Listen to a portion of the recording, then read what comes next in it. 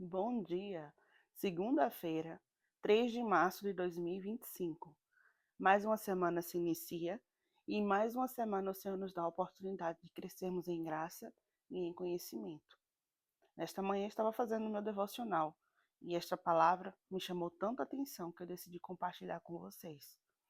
Em Atos dos Apóstolos, capítulo 5, versículo 29, diz assim: Porém, respondendo Pedro e os apóstolos, disseram: Mais importa obedecer a Deus do que aos homens. Esse versículo tão conhecido, ele revela um contexto em que a igreja primitiva estava sendo perseguida. E os apóstolos, eles estavam vivendo uma perseguição tão ferrenha que eles chegaram a ser presos. Pedro, quando fala aqui que mais importa obedecer a Deus, ele tinha acabado de sair da prisão e tinha sido levado ao sinédrio e questionado. Eles queriam silenciar não apenas porque eles estavam anunciando o evangelho de Jesus, mas porque ao anunciar o evangelho, eles declaravam e afirmavam aquilo que o povo judeu tinha feito, que era matar o Salvador. E no versículo 30, que é o seguinte, Pedro diz: O Deus de nossos pais ressuscitou Jesus, ao qual vós matastes, suspendendo-o no madeiro, que é a cruz. Deus, com sua destra, o elevou príncipe salvador, para dar a Israel o arrependimento e a remissão dos pecados. Os religiosos daquela época não compreendiam o propósito da igreja primitiva. Eles não entendiam que aqueles apóstolos estavam ali testemunhando algo que eles viram. Eles viram Jesus sendo perseguido e morto, mas eles viram também o Salvador ressuscitar e ascender aos céus. E a convicção era tão grande do que eles tinham testemunhado, que eles sabiam que eles não podiam se calar, que aquele povo estava cego na religiosidade, que não os permitia ver que Jesus é Deus, é Senhor, é o Salvador que veio para remir a Israel e a toda a terra, todos os homens, e redimir os nossos pecados, né? Nos perdoar. E quando Pedro diz isso, uma coisa que me chama muita atenção, eu me identifico muito com Pedro, porque ele tinha muitos defeitos, alguns vêm ao seu temperamento, que ele claramente era uma pessoa sanguínea e até mesmo colérica, talvez eram os dois, mas ele era um homem de coragem. Ele falava na cara aquilo que ele tinha convicção. E uma parte que me chama muita atenção nesse capítulo é que, ao ouvi-los, porque o versículo 33 vai dizer assim: E ouvindo eles isto, se enfureceram e deliberaram matá-los. Queridos, eles estavam, os saduceus, que era uma classe de religiosos, eles que fazia parte, compunha a maior parte do sinédrio, que na época, para você entender o contexto, o sinédrio ele era um tribunal religioso, mas ele tinha força, uma vez que Israel seguia a lei como legislação também constitucional, então isso tinha força de penalidades civis e criminais. Então, apesar de estar debaixo da mão do Império Romano, o Sinédrio tinha muita influência, porque se alguém fosse condenado pelo Sinédrio, era entregue ao governo romano para ser também julgado dentro das leis romanas. E ali, eles sabendo disso, da influência que eles tinham, que poderiam é, arquitetar a morte dos discípulos, eles cogitaram matar. E é assim até hoje que as pessoas, quando elas querem nos silenciar, mesmo sabendo que nós estamos com a verdade, quando elas sabem que não pode deter a verdade que nós carregamos, elas cogitam matar. Matar sonhos, matar ministérios, matar amizades, matar alianças, destruir aquilo que Deus te chamou. Mas Pedro e os apóstolos e os discípulos estavam tão convictos da verdade que eles viviam e pregavam, que eles não se deixaram abater. E uma coisa que me chama a atenção nesse contexto é para Gamaliel. O versículo 34 diz assim: Mas levantando-se no conselho um certo fariseu, chamado Gamaliel, guarda esse nome, Gamaliel, doutor da lei, venerado por todo o povo, mandou que por um pouco levassem para fora os apóstolos e disse-lhes: Homens israelitas, acautelai-vos a respeito do que haveis de fazer com estes homens. Por que Gamaliel chamou a atenção de Gamaliel? Se você ler os versículos anteriores, você vai ver que os apóstolos tinham sido presos. E dentro da prisão, a Bíblia diz que um anjo os tirou de lá. E quando eles foram procurar os apóstolos já estavam no templo, pregando a palavra de Deus. E aquilo deixou eles confusos, porque disseram: os guardas ainda estão nas portas, os ferrolhos estão trancados, as cadeias estão trancadas, mas esses homens, de alguma maneira sobrenatural, saiu de lá. E aquilo chamou a atenção de Gamaliel. Ele disse: olha, Gamaliel era um doutor da lei. Depois nós vamos entender que Paulo, ele cresceu aos pés de Gamaliel, por isso que Paulo também era um doutor da lei. Ele era um homem respeitado em todo Israel e ele era um fariseu.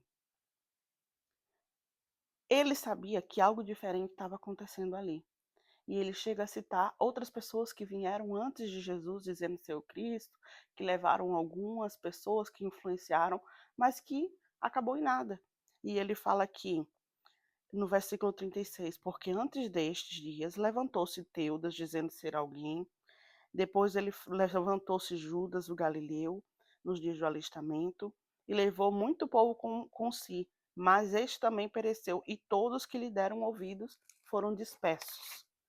Aí vem a palavra gloriosa que eu quero que você preste atenção nessa manhã. E agora vos digo, dai de mão a estes homens e deixa-os ir, porque se este conselho e esta obra é de homens, se desfará. Mas se é de Deus, não podeis desfazê-lo, para que não aconteça de seres também achados combatendo contra Deus. Ou seja, em suas palavras, Gamaliel, apesar de ser um doutor da lei, ele teve algum despertar espiritual para entender, peraí, vieram outros antes, mas e se dessa vez este verdadeiramente é o Messias? E se dessa vez é de verdade? Porque das outras vezes não havia sinais. Das outras vezes, a sombra dos outros não curava, mas a de Pedro curava. Os de antes não libertavam os endemoniados, mas esse de agora tem autoridade para libertar os que estão oprimidos. Os de antes não curavam, mas estes que proclamam esse Jesus ressurreto, agora impõem as mãos sobre os enfermos e eles são curados. E se a gente estivesse opondo a obra de Deus? Eu acredito que naquele momento, apenas o fato de Gamaliel ter refletido e chamado aqueles homens judeus, olha, a razão, peraí, vamos analisar isso com mais cuidado. E os apóstolos prosseguiram e o evangelho continua a ser pregado e chegou até a nós. Eu acho linda a forma sábia, sapiente, esperta em que Pedro conseguiu, digamos, pregar a dúvida, né? Implantar a dúvida na mente do próprio Gamaliel. Ele fala: olha, mas importa obedecer a Deus. Eu não estou aqui fazendo a minha vontade, estou fazendo a de Deus. E o próprio Gamaliel, ele ficou abalado, porque o que, que ele faz? Tira eles dali para eles não testemunharem e vai ter uma conversinha com o seu próprio povo e diz: olha, é o seguinte, gente, acalma aí, vamos ver, olha lá o que a gente vai fazer. Por quê? Porque os que vieram antes não tinham sinais como esses daí têm. Tem algo diferente, sobrenatural acontecendo. Como é que pode esses homens estavam presos e agora estão soltos e ninguém abriu?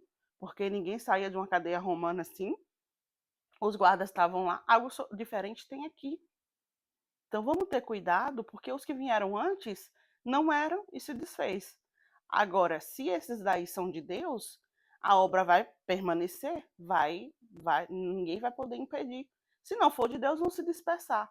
E a verdade é que tanto é de Deus que não se dispersou e a igreja está aí marchando, está aí proclamando o evangelho do reino há mais de 2000 anos.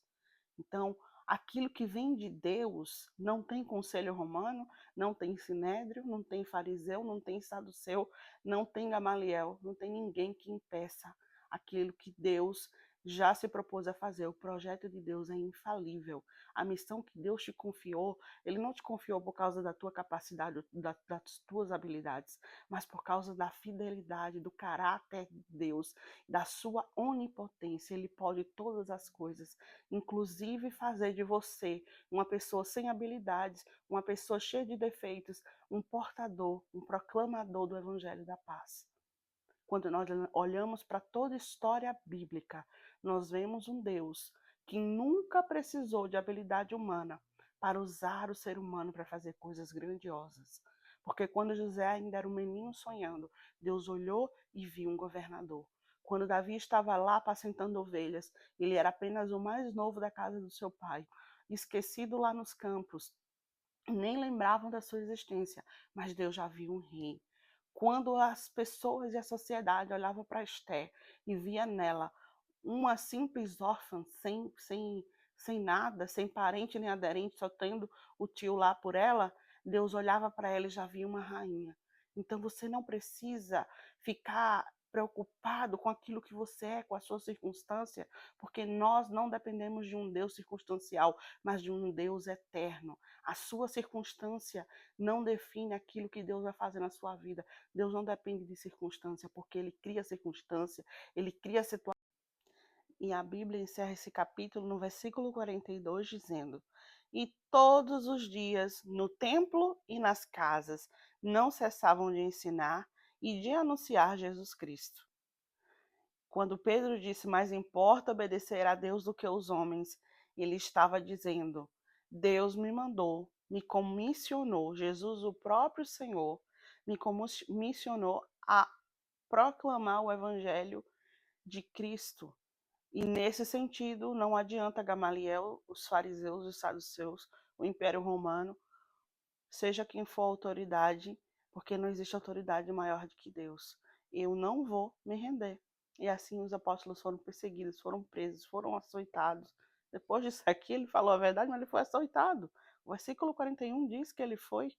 Retiraram-se, pois, da presença do conselho, regozijando-se de terem sido julgados dignos de padecer a afronta pelo seu nome.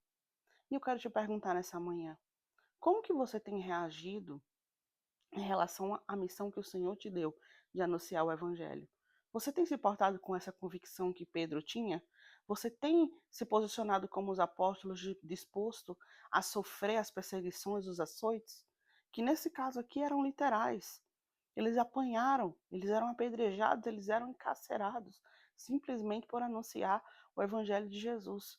E hoje nós vivemos uma época em que nós temos liberdade de pregar esse evangelho, que nós não apanhamos na rua, nós somos açoitados, nem presos por isso. E às vezes ficamos pensando, qualquer pequena afronta é motivo de desistir.